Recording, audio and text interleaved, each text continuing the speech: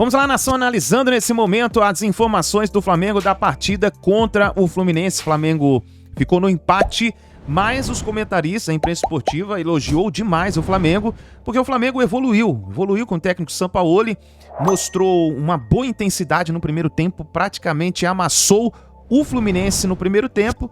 O Flamengo só faltou aquele pequeno detalhe que é marcar o gol. Ficou faltando aí uma vitória importante para essa partida, mas o Mengão ficou no empate e vai levar a partida agora praticamente para casa, né? Porque o Flamengo agora tem um mando de campo, tem a torcida a seu favor e vamos ver o que vai acontecer nessa partida. Vamos analisar então aqui. Inclusive eu mostrei aí essa imagem onde o Fluminense praticamente faz uma linha de 9 jogadores para poder segurar o Flamengo. Dá uma olhada para você ver. Quer dizer, o Fluminense não viu a cor da bola, só ficou ali na retranca, segurando, tentando segurar o Flamengo. No início, eles até tentaram sair pro jogo, mas viram que não iriam conseguir. Aí começou a retranca, meu amigo. Então vamos ver aqui o jogo, a análise do jogo de hoje, do jogo do Flamengo. Já quero que você chegue aqui também deixando a sua análise nos comentários. O que você achou dessa partida? Escreva nos comentários. Deixa o like, nação. Seu like é muito importante. Vamos bater uma meta aí de 1000 likes para esse vídeo. Quero ver a força da torcida do Flamengo aqui no nosso canal.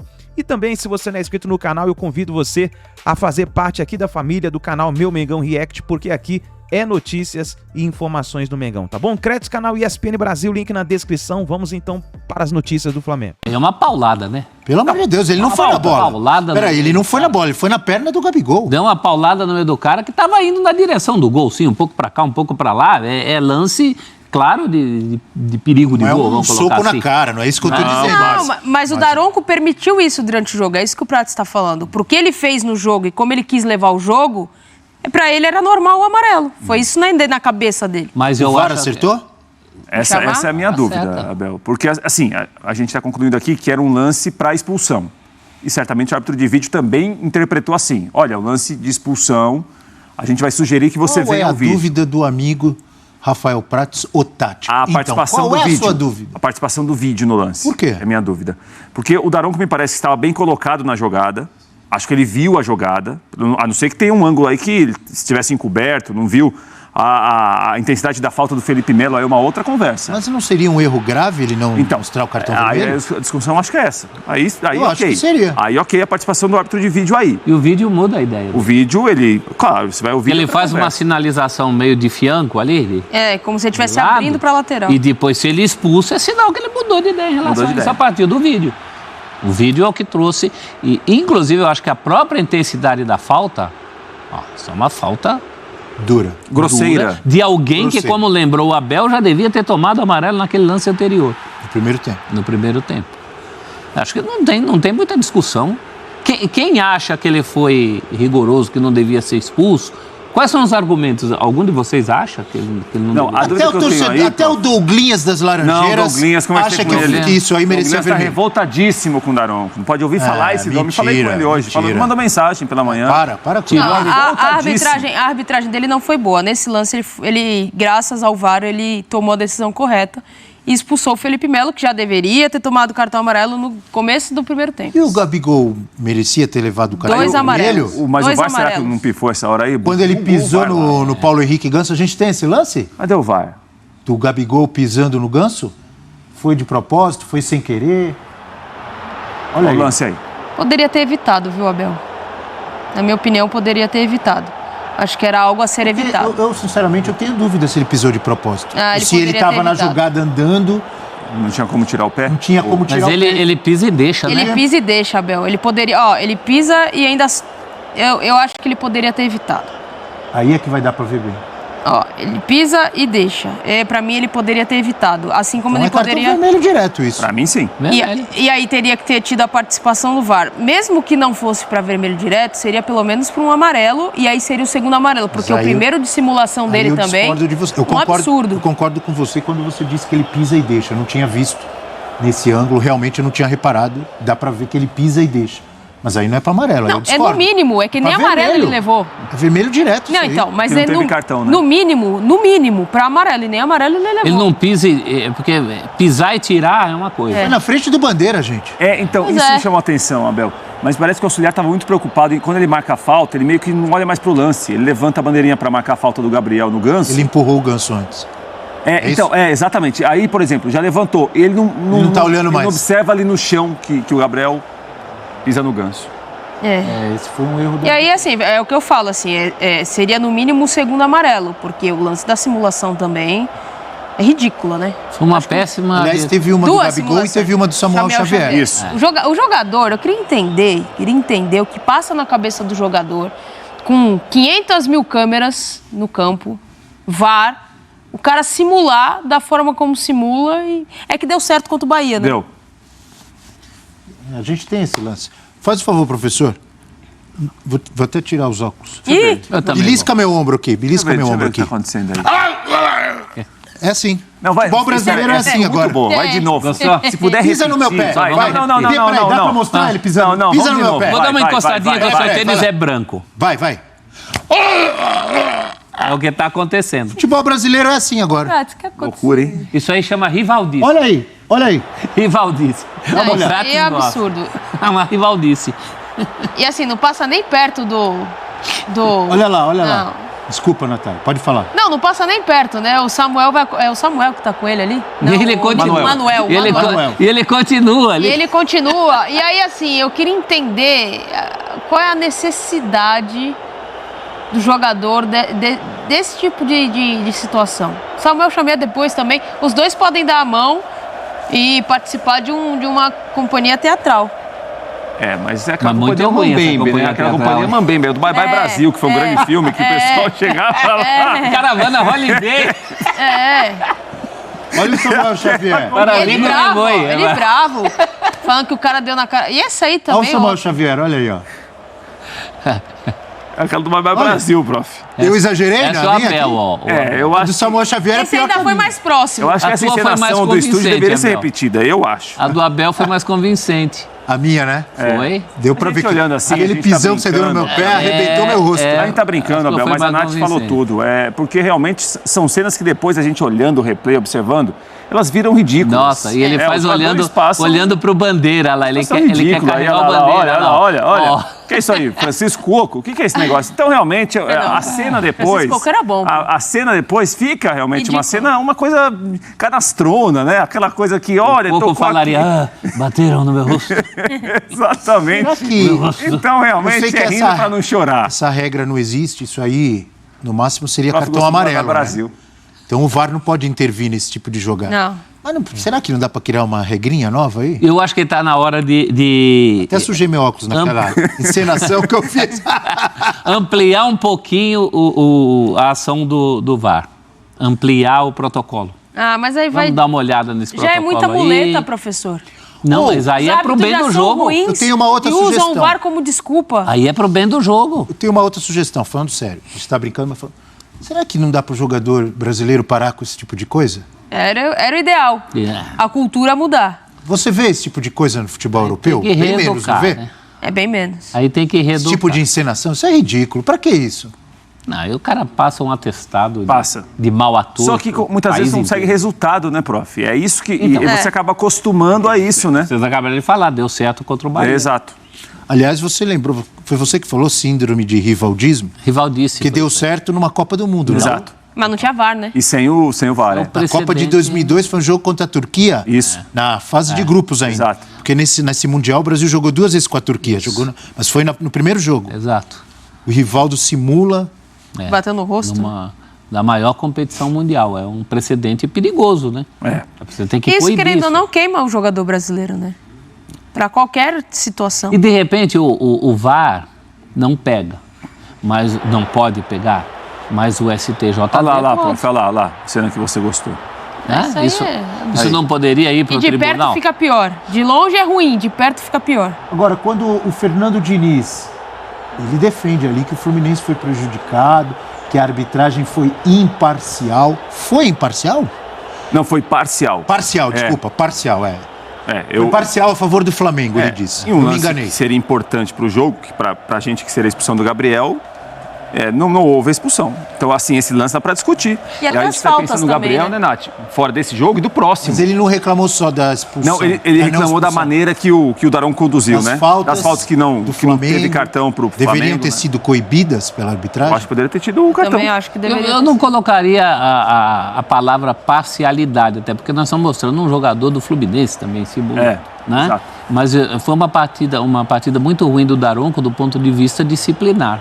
Tudo que a gente está falando aqui é do ponto de vista disciplinar. O lance com o Felipe Melo pode ter alguma coisa de técnico, mas o resto aqui é tudo disciplinar. Ele foi muito mal da parte disciplinar e para os dois lados. Porque acho até que pior, prejudicando mais o Fluminense, pela questão das faltas do Flamengo, que a gente já falou aqui. Mas eu acho que foi ruim, simplesmente ruim. Não colocaria essa questão de parcialidade. Foi ruim mesmo. Vamos ouvir, a gente ouviu o Fernando Diniz e agora Sampaoli falando sobre a dificuldade rubro-negra para colocar a bola na casinha. É isso que importa no futebol. Jorge Sampaoli falando. Os tempos de ataque foram neutralizados por mucha densidad de jogadores de Fluminense dentro de área. Foi difícil. Eu penso que deveríamos haber tenido a posibilidad de más remate de fuera del área, que era la posibilidad más concreta de hacer gol. O time intentó, tuvo un golero que estuvo muy bien. O Sampaoli realmente elogiando a atuação do Fábio também, que pegou Foi muito, bem né? mesmo. Pé fora da forma no Flamengo, grande. Estão fazendo gol. Gabriel não é um grande finalizador. O Arrascaeta, que no rebote teve a chance e acabou batendo para fora, a bola subiu um pouquinho, né? A fase do Gabriel não é boa nessa temporada com a bola rolando. É claro que Pedro fez falta, né? Pedro, claro que sim. Mas aí é uma questão, Abel, que me parece que, claro que incomoda o Sampaoli, incomoda qualquer treinador, né? Que tá vendo que tem uma chance de ganhar e o time não consegue ganhar, mas ela muda um pouquinho, né? Porque o papo já muda. Não tá falando de uma dificuldade do time conseguir criar chance, encontrar espaço, superar a marcação adversária. Já é um papo de que, olha, a criação está acontecendo, a chance apareceu. Internacional também, quando perdeu por 2-1. É uma história. Né? Mas se eu não estou enganado, houve alguns jogos com Vitor Pereira também que o Flamengo teve chance de ganhar e não ganhou. E ele saiu reclamando de gol perdido. Já vem acontecendo há tempo. Estranho num time que tem Pedro, Gabigol, tem tanta gente para fazer gol. Cebolinha, Arrascaeta, Everton Ribeiro, e não põe a bola para dentro? A fase. Aí passa aquela questão da confiança. Os jogadores precisam recuperar. O que fica pro segundo jogo? Lembrando que, analisando que o resultado, quem comemorou mais o resultado? O Fluminense. Para mim, o Fluminense. Um a menos. Ficou com um jogador a menos, foi mais pressionado e tal. Aí o jogo de volta. O Diniz, principalmente na cabeça do Diniz, ele vai ter que mudar alguma coisa em termos de estratégia? Eu acho que tem principalmente os retornos dos jogadores que ele perdeu, principalmente com o Prato citou muito bem. O lado esquerdo do Fluminense estava meio descaracterizado, né? Jogadores improvisados, o Pirani por ali que tem outra característica, o próprio Guga que entra para fazer ali, jogador que é destro para jogar pelo lado esquerdo, mas fora das suas características. Eu acho que esse é o principal ponto para o Diniz. Porque característica de jogo, a ideia de jogo, isso já está bem estabelecido. E aí é mais a estratégia final. Futebol sem gols necessita reforços. Mas será, professor? Espera um pouquinho, espera ela. Espera um pouco. O Fluminense está na dele, né? O jogo do Fluminense é muito claro. Acho que até a gente, de início, vai ter uma repetição. Teve dificuldade, é isso que eu estou perguntando. É muito claro. Tem funcionado, mas ontem não funcionou. Já percebeu que o Flamengo está mais vacinado. Sim. Então, acho que isso que eu perguntei. Será que a Natália destacou e é verdade? O que o torcedor do Fluminense espera, que o Marcelo esteja inteiro para o jogo de volta. Claro, o Keno, Alexander de volta, talvez o Keno. Isso muda. Isso muda bastante. Isso dá uma característica melhor para o Fluminense, dá mais repertório. Mas eu acho que o Flamengo, em princípio, vai tentar repetir a fórmula. Eu também acho. O Flamengo deve crescer, né, até lá. Dia 1º de junho, uma quinta-feira. Até lá o Flamengo Isso eu lamento. Eu gostaria que fosse já semana que vem. Tudo bem, não vai, domingo não vai ser. Tem duas Libertadores. São sempre no meio de semana esses jogos de Copa do Brasil, de Libertadores. Mas que já fosse na semana seguinte. Esfria um pouquinho, dá uma esfriada, só daqui a 15 dias. A mata tem que ter pimpa, senão não é? Isso muda o destino do confronto. Muitas vezes já mudou. Que até lá ele vai ter que pensar em brasileiros, os dois times. Até lá muito time pode perder jogador, pode ter recuperação de jogador, enfim, pode dar problema na Libertadores. Tem uma série de coisas aí. O que muda para o Flamengo daqui em diante é que o Fluminense tem uma maneira de jogar que é muito peculiar. Não é sempre que você vai conseguir fazer esse tipo de marcação que o Flamengo fez ontem com muita competência. Porque na maioria dos jogos, o Flamengo vai ter mais a bola. Não vai ter quase que uma obrigação de retomar ou de incomodar lá na frente o adversário. Talvez seja incomodado, como o Fluminense, mal comparando, foi ontem. Mas para o São Paulo fica um time que fisicamente respondeu bem em grande parte do jogo. É isso que eu ia perguntar, em cima do que você falou. Surpreendeu? Porque quem estava fazendo a marcação lá na frente, além de Gabigol, era Gerson, era Arrascaeta, eram esses caras que todo mundo estava em dúvida sobre como é que está a parte física do Arrascaeta, o Gerson, como é que voltou o Gerson, com o Gerson, o que mais eu ouvi nas últimas semanas ou meses, depois que saiu o João Gomes, tal, o Gerson... o Gerson estava correndo pra caramba ontem, o Arrascaeta também, o Gabigol. Mas isso aconteceu, Abel, pelas linhas aproximadas. O Flamengo, quando faz a linha de pressão e marcação, faz em bloco. Sobe 3, 4, 5 jogadores para pressão na ocupação onde está a bola rolando no gramado. Então é diferente. Antigamente a gente via um Flamengo querendo fazer pressão com espaço entre o jogador que fazia pressão, meio campo e defesa. Ontem não, ontem era blocos. O Flamengo ia em blocos e dificultava qualquer transição. Se o Fluminense conseguisse sair de um, já tinha um outro bloco funcionando para fazer marcação. Aí dá diferença. Isso foi interessante, quando o Fluminense saía ali de perto do gol, mas, por exemplo, chegava um pouco ali pelo lado direito, próximo ao meio campo. Aquele jogo que a gente já sabe. Tem 5, 6, 7 jogadores do Fluminense para trocar passe. Só que tinha 5, 6, 7 do Flamengo.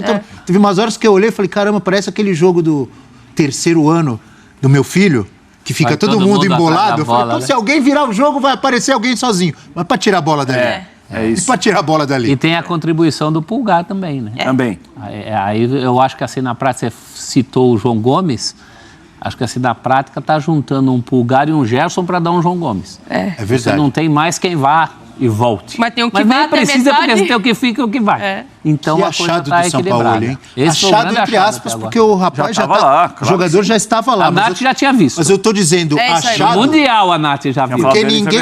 Fazia tempo que ele estava ali e ninguém colocava, ninguém dava chance. Não é verdade? A Nath viu. É que o São Paulo já conhecia também. Já o conhecia. E é um camisa 5, né? É um jogador que na seleção chilena chegou a jogar até de zagueiro, né? Tem boa estatura. E o cara olha pro sistema de jogo, pra gente encerrar aqui, mas ele olha pro sistema de jogo do Vitor Pereira e fala, o quê? Vou entrar aí pra me prejudicar? Vou nada. Assim como conhecia o Vidal, começou pensando em Vidal e logo desistiu. Aí, nação, então essas foram as últimas informações do Mengão. E agora vamos ficar ligados para ver como o Flamengo vai continuar jogando. Porque se continuar jogando dessa maneira, continuar evoluindo, é uma boa notícia pro flamenguista. Porque o Mengão está voltando. Aparentemente está voltando. Vamos ver o que vai acontecer. E deixa a sua risada aí para essa imagem aí, ó. Olha aí, o Fluminense dizendo que jogou. O Fluminense ficou na retranca. Olha aí, ó. 9 jogadores para poder segurar o Flamengo. Linha de 9, nova tática do Diniz. Deixa o like, inscreva no canal e a gente se vê no próximo vídeo.